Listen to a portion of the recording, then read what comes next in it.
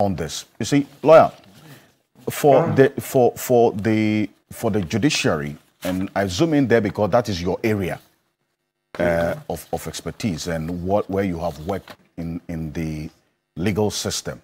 Your colleague and Vice President of Imani, that's Kofi Bento, a colleague lawyer, has indicated that if the 24-hour economy has to start, maybe the judiciary is one of the sectors to start with because it's feasible. It can work there. How would the 24-hour economy, in the context in which Malik has just explained, or the answers he's giving to my questions, work in your sector, the judiciary? Okay, right. So for us, actually, you could say the judiciary also has tidbits of the 24-hour economy, all right? Tidbits of it, in the context that the Supreme Court, in a case I did some years ago, that was a valedictory judgment of Justice Sofa Ekufu in 2019. That's the 48 hours is 48 hours. You see how the Supreme Court held that if the police or any other security agency, for that matter, arrests a suspect, they must bring that suspect to court within 48 hours, right? Yes, so meaning that for the judiciary, 48 hours is 48 hours. Don't take out weekends and public holidays and say, oh, we don't work on those days, right? Yes, and so the Chief Justice, Eni Yebua, when he took over from Justice Sofa Ekufu, issued a directive that courts should sit on Saturdays, Sundays, and public holidays to be able to what?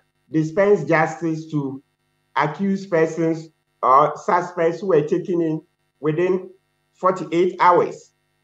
That is the 24-hour economy. Yes, admittedly, there's been challenges in implementing it. Some places, you have to go through a lot of bureaucracy before you get a court to sit on a Saturday or a Sunday or a public holiday. A lot of the time, even the police themselves don't even know how to activate it. That's how to go through the registrar to be able to get a court to sit on Saturday or Sunday or a public holiday. So I see this 24-hour economy initiative, when the policy is fully,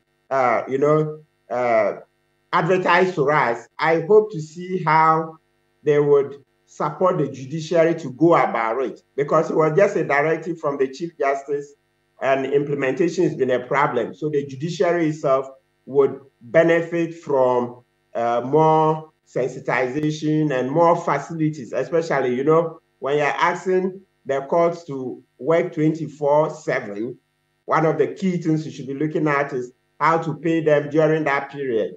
Because for some of the time that we went to sit, the court sat on Saturdays, Sundays, and public holidays, some of the comments I heard was, hey, this Saturday sitting, this Sunday sitting, this public day sitting, by the time we'll be paid, it will be 6 months down the line. So meaning a person comes to work today, but because you haven't put in enough facilities, enough logistics to pay him well, and timeously, he gets paid 6 months down the line. Very few people will join this productivity revolution, as Nimoy Thompson puts it. Dr. Nimoy Thompson calls it the bigger plan of productivity revolution. Nimoy Thompson says this is part of the 40-year development plan the previous administration drew up. You remember when they were in office, they set up the National Development Planning Commission, and that took a 40-year development plan. So I read a piece by Dr. Nimoy Thompson, economist, who referred to that plan, that 40-year development plan, as having segments on the 24-hour economy, right? So this is a productivity revolution. That is the takeaway. Yes, I may not support John Mahama, but when the idea is good, why not? We have to support it, because like all the panelists have said across the table. Yes, and of course you hear what Dr. Yao Ban, Secretary General of the TUC, said. He said it's a game changer. As soon as he said it's a game changer, it appears that is what is causing palpitation of hearts, okay, and Baumia reacting the way he did.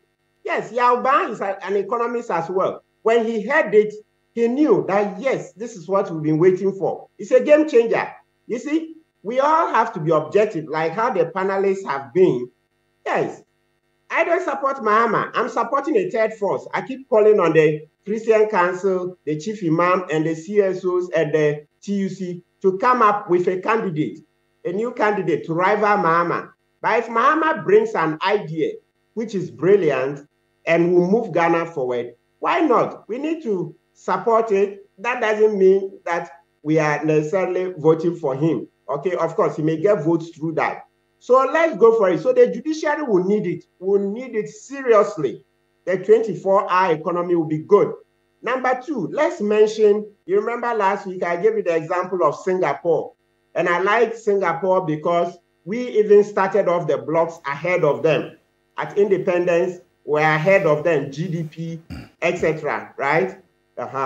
Now, right, they have been able to do it. I mentioned the example where the courts sit in the evening. So that's a 24-hour economy. So workers who have cases and cannot attend during working hours attend their court sessions with their lawyers in the evening. Yes, but you also made reference to the fact that even with the existing structure that the Chief Justice is encouraging, weekend court sittings and holiday court sittings, it has its challenges already, even with just the weekend and holiday courts. So how do we then also focus on improving the challenges with already existing structure of weekend and holiday court? Maybe before talking about an increase in the hours for the courts as well. Great. There is the common saying that you can walk and chew gum at the same time, right? A certain lawyer's favorite saying. You can walk and chewing gum at the same time. We can't afford to do just a few things at a time. In this particular context, I think improving the structures for the weekend courts and implementing a full throttle 24-hour economy can be done at the same time because there are, they complement each other. Yes, they complement each other. They are in the same area of trying to increase what? Efficiency. That's the whole idea. So inside the 24-hour economy, there's a theory. I see efficiency. It's like when we go to sleep, so a factory has the machines. So what I see is that when we go to sleep, for as long as we are asleep, the machines are not producing, right? So we are not getting as much as we should. So when we implement the 24-hour economy, these same machines will produce what? In 3 shifts. And so that will be more production, right? Yes. So opening the courts for weekends and public holidays, it's more productivity. So now, when you're going to do 24/7 court sittings, it's also more productivity. So the resources you're using to improve the system for weekend courts and public holiday courts are the same resources, or they are in the same area that you use to get 24-hour economy. Okay, so that was the question. So that I just wanted to understand what measures, the resources you're talking about, that have to be in place for an efficient weekend and holiday court sitting. As you have indicated, being someone in the sector, the judiciary, even this weekend and holiday courts is facing challenges. Something has to be done about it. So what are the resources and the structures that have to be put in place to address the challenges with the existing weekend holiday court proposal so that it would also now create that enabling environment for a 24-hour court system? Mr. Okansi, from where I sit, it's not much resources at all compared to the benefits that we get if we fully implement the weekend court. This is why it is. For the court to sit, you need a judge. You need a court clerk. Of course, now when we say court clerk, there are different grades. So there are about 4 or 5 staff. right? Then you need a policeman, what we call the court warrant officer, or you simply hear CWO, right? So in all, you are looking about 8, 9 officers. And of course, we'll count the security and then the other persons. Yes, so the security people that will protect the court outside, because there's a court warrant officer. He is for the court solely. But, you know, outside the court, there are other security persons who are not necessarily police, who direct parking spaces, all that. So you see that we've shown that when it comes to the judiciary, that is it. It's not rocket science. In terms of the formal core people to get the work done, for each court, you are looking at not more than 12 people. Of course, you count the chief administrator, the registrar.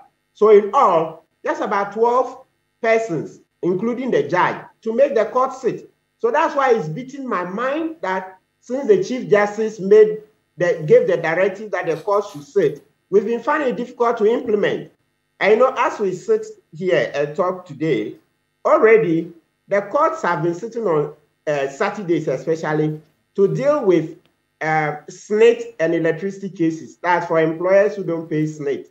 Yeah, so those cases are dealt with on Saturdays. And also electricity, those who steal electricity. Like the way Kennedy Japan says, the MPP are stealing money and stashing away abroad like there's no tomorrow, right? So those ones are dealt with. Mr. Kasi, just one more comment on it.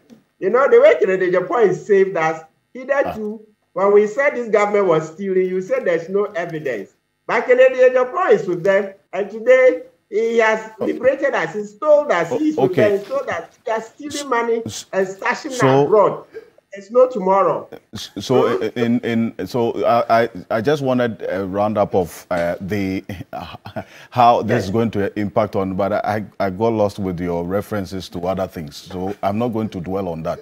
Let's move on. Mr. Kansi, you heard me loud and clear. Kennedy Japan says Akufo-Addo and his government, they are stealing our money and stashing away. I was asking the specific. So I just wanted you to round up on. I get that you made that point. You made that point. I just wanted you to round up on the specific case of the resources.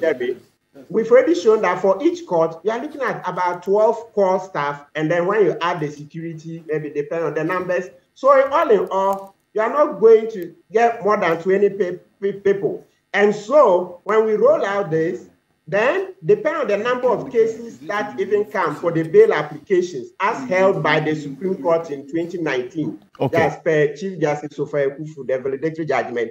Then we see how to scale up for the other parts or the other side of the 24-hour economy. That is, usually the court closes at 4 p.m. So at 5 p.m., 6 p.m., 7 p.m., 8 p.m., 9 p.m. Right. So then we see how the court sits. So it's not much. It's not much. And once we do, Mr. Kansi, let's add this. The benefits are more. So let's say, Mr. Kansi, touch wood. It could happen to any of us. A lawyer once ran over a pedestrian, and the lawyer was kept in custody for more than 48 hours. You think if this lawyer had gotten the chance to appear before a judge and gotten bail, you don't think that once he was out, he could go and continue his work, and that could be more productivity. Right. I've seen other very important people in society, professionals, being kept in custody for more than 48 hours because we've not implemented this 48-hour decision well. So what I'm saying is that lost productivity as a result of people being kept in custody for more than 48 hours is something we can investigate. But from what I experienced, it's a lot. So when you implement the system, you are going to cut down all these losses. Yes, because the system is leaking. You keep people beyond 48 hours and you are reducing productivity. So the judiciary will benefit. It's one of the main beneficiaries of the 24-hour economy. Okay. Lawyer Kpebu, thank you very much.